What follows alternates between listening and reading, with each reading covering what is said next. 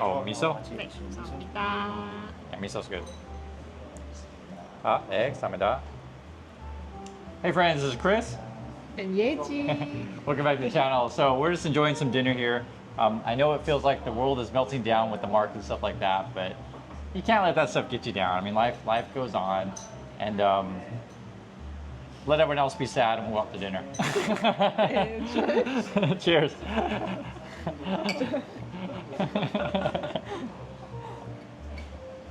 But we're hanging out here. Actually, we have a view of the ocean just right out there, which is really nice. And you know, the thing with the market crash. So for those of you guys who have never seen this kind of stuff before, I know you have a lot of questions, right? So one is like, how long can this last? When's the bottom? These kind of things.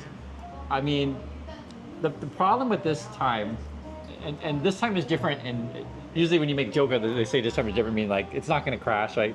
But this time is different. That the crash will be different because Why? why? Well, I think the crypto thing is really bizarre, in my opinion, because we're not talking about real companies. We're just talking about like Like 19... selling nothing. Yeah. Like it's like tulips, basically, right? So Like 1987, back then there's no crypto, but now there's crypto. yeah, so so they've been comparing the Monday, Black Monday. yeah, 1987 to where like that was sort of like everything was moved to digital. We're all connected. It was like this crazy flash crash. And, you know, money can move around the world so quick. And so like with the whole crypto thing, it's like you know, quadruple that. And I got some fish here. Yeah. The other thing that too that is I don't know if it's different or same because it's always been like this, but just the access to free money credit. So you know, depending on your situation, some brokerages will give you like 3 to 1. So like, you know, your stocks for every dollar you can borrow 3, or you know, some places, some crazy places are like 6 to 1. Some of the crypto places are really crazy. They give you a massive amount of leverage, right? That's too dangerous. Yeah. So yeah, the thing with leverage is that when everything's going up, like logically speaking, you think, oh, I need to borrow more and get as much as I can, and right, and then it just, you know, I understand completely. People always think about like You only think about the positive, right? positive, only think of positive. Yeah. So, right. So then the thing is, like, I lived through '08.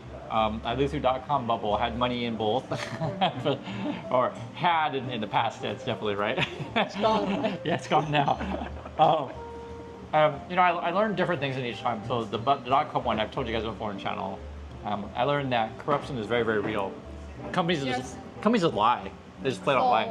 So when you said that Buffett sold half of Apple share, so I thought, oh, something's gonna happen on Monday, but I didn't expect like this, like This fast.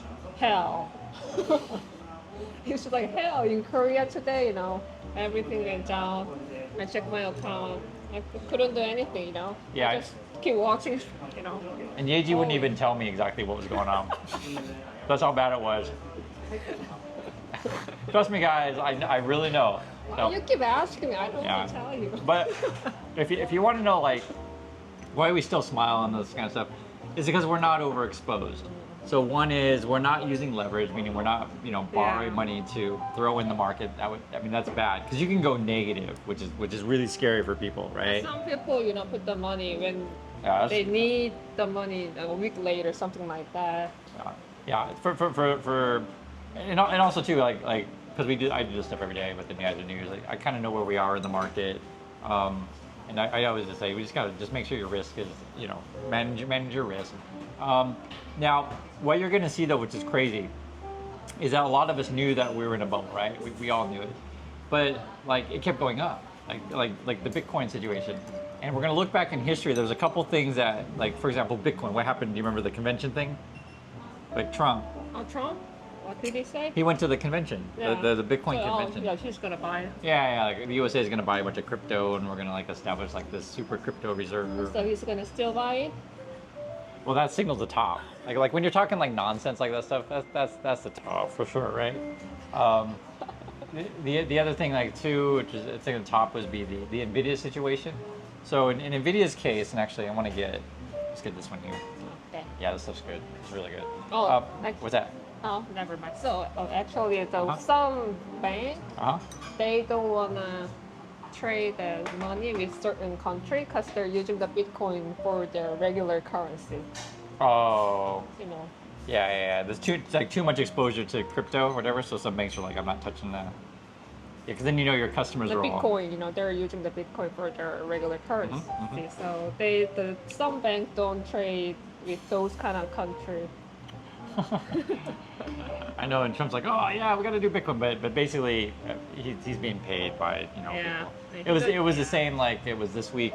He gave a speech and he's like, I have to say nice things about electric vehicles because Elon is supporting me. He literally said that in the speech. I don't know if you saw that clip or not. It was so ridiculous. I showed it on the channel, but um, anyway, we were talking about the situation with the crash here. So yeah, people are over leveraged, so that's a bad thing. The other thing is too is we're all connected. So if you're in like other stock markets, so for example, if you're in Japan and you're Japanese in the Japanese stock market, you actually don't trust your market. They lost their trust back in the Yeah. in the 90s. Before. Yeah, So because it was a bubble and then it's it kind crashed. of new thing to use the credit card there. Yeah, they generally don't. Yeah, generally don't go on leverage or credit card, anything like that, right? And so that's why you had negative rates because they're trying to get people to spend. um, and the other thing too is related to China. And Korea's the same. Is so in Asia people tend not to trust the market that much. So what they do is that they throw their money into real estate, right? So that's why you have so much money in real estate in, say, in China, Korea. I think Japan's the same. I haven't seen the numbers of like what percentage of, but I know it's pretty similar because the Japanese lost trust of their markets. They just did after the 90s. They're just like I'm not doing that again. So then now the Americans are different, guys. And why are we different? And I want to explain this is that the way many of our 401ks and retirement accounts work is your company will match your money and just basically throw it in the market every month, right? So every time you get paid, you just automatically get stuff thrown in the market. It's not like that in Asia. So that yes, they have retirement plans, but it's not to the same percentage. I don't know if did you know this or not? Yeah, Americans, we have a lot more money in the market than other countries. So that's part of our system in order to encourage growth in businesses that people can invest in companies, right? Which is also part of our system is, so many new companies fail. Yeah. That's just part, because there's access to money, so everyone has, I can do my idea and stuff like that. We had that era. Oh, where like everyone's doing like startups and stuff like that. Yeah, I mean, people keep saying because this is something that I think about as well. I don't personally don't think the situation from the '08 crisis really resolved.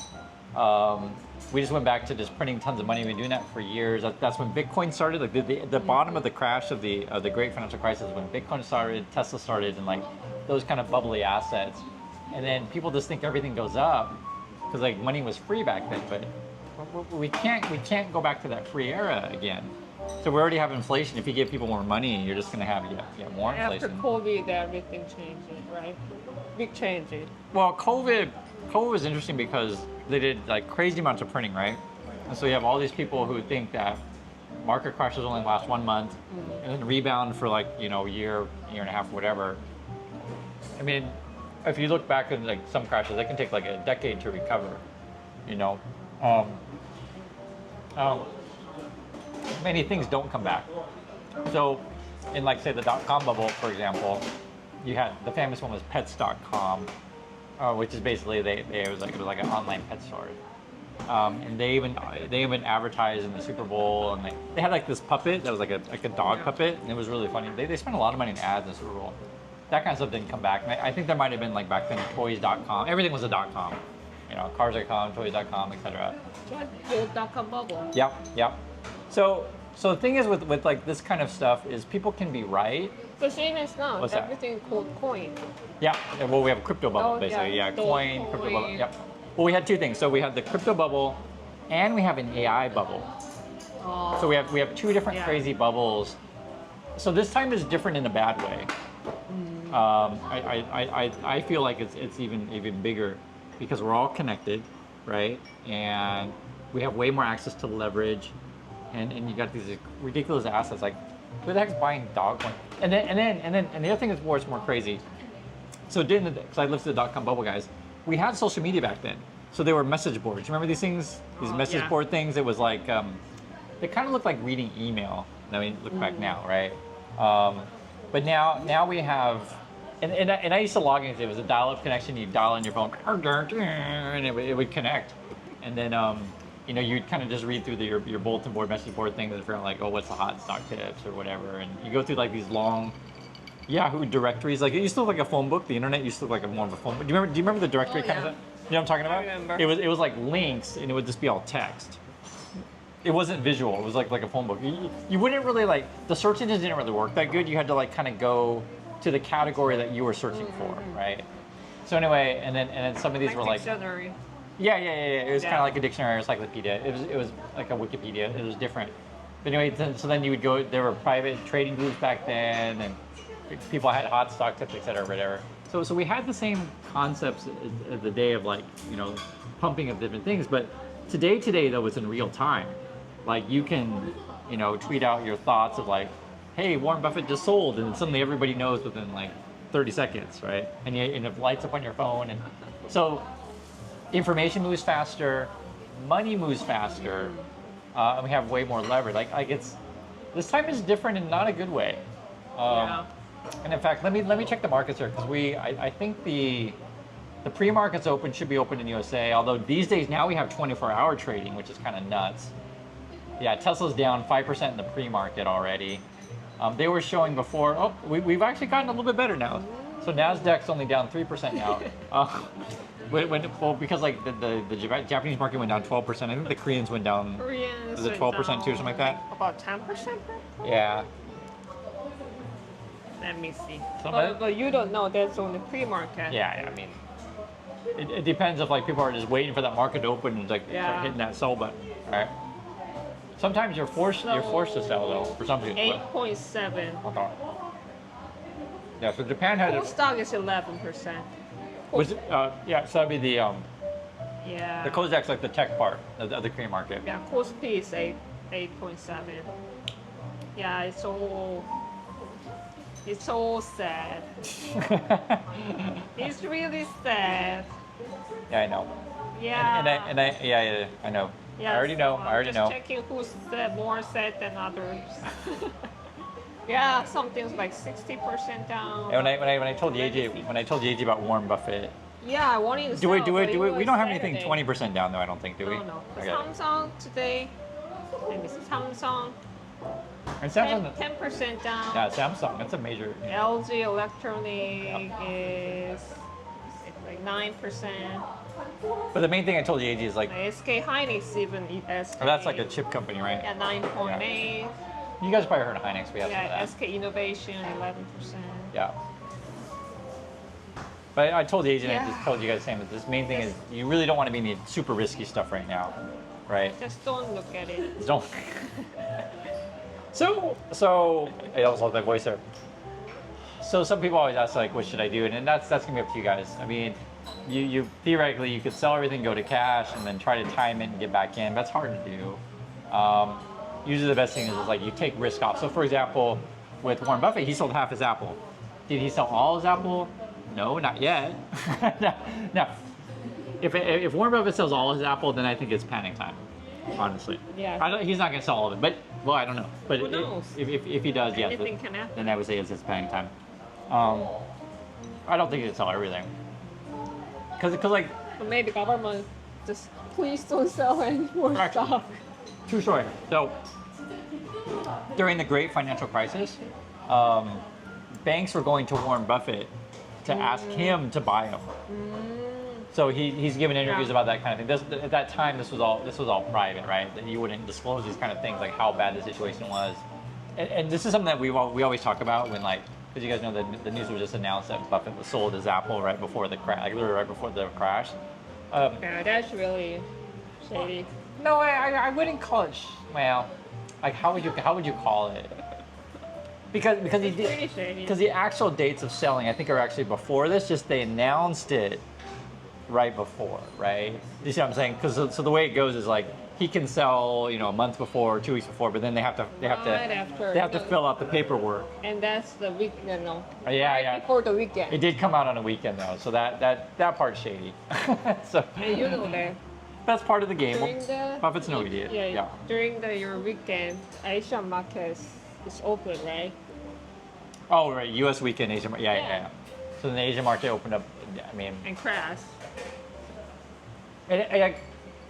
no one can predict how like you can be bearish or you can be bullish, but like predicting the exact moves, like I couldn't have predicted 12% move in the Japanese market or something like that, because just things move quickly. All right, so I was gonna go back to like how could this play out. So one of the things that happens is that I was saying that we all know Bitcoin's a bubble, but like when exactly is the top? So there's some indication, say the Trump convention, that at the Bitcoin thing that would be one, but the other thing is too, once the selling starts happening, then short sellers and things like that, they start piling in the bets against Bitcoin, stuff like that, and then you start getting really, really, really volatile. Yeah. So once the selling happens, it gets volatile because people start going major bets to the downside. That forces people to sell in some cases, and then other people are like, oh my god, now's my time to buy, and then you just get sort of these like big rubber band things, and so that's why they say prepare for crazy volatility. UBS was recommending their clients to stay away from Japan for a while, but my personal opinion is like I don't think this would be over in one day. I hope so. I want my money back. Your money back. As they always say, you don't lose until you sell. But the thing is, like, That's my strategy. right, don't lose until you sell. Well, okay, so it is true, things do come back over time, but not everything. I just want to make Maybe that. in my life sometime. I just want to make it clear, not everything. Yeah, maybe but I'm not worried if LG is going to go out of business or Samsung. I'm not worried. The thing though that's concerning, like recently, was the Intel thing. Did I tell you about that one? Intel's like the American chip company, and like I don't know, they went down like 26% in a day. It was ludicrous, and like everyone was complaining because the government just gave them a bunch of money, basically, like billions of dollars. And like, Same everywhere. It's like what are you doing over there? Like it's like nuts. Yeah. Oh, and then the put on top of that is the best performing stock in the market has been Nvidia, right? And then they've made up about, I think it's like 40 to 50% of all the gains in the S&P 500 have been from Nvidia. So it's like one stock has been like driving a whole market, and they represent crypto and they represent AI, which is like ridiculous. So we got that to watch. Anyway, we're just sharing some thoughts and having some dinner. And if you guys have any questions, please leave them. I'll try to keep you updated as much as we can. I think we want to go back to dinner. Either way, we're having dinner. It's fun. I keep having my dinner. No, I'm having dinner too. We're just hanging out. So anyway, we'll talk to you guys next time. So say goodbye. Bye.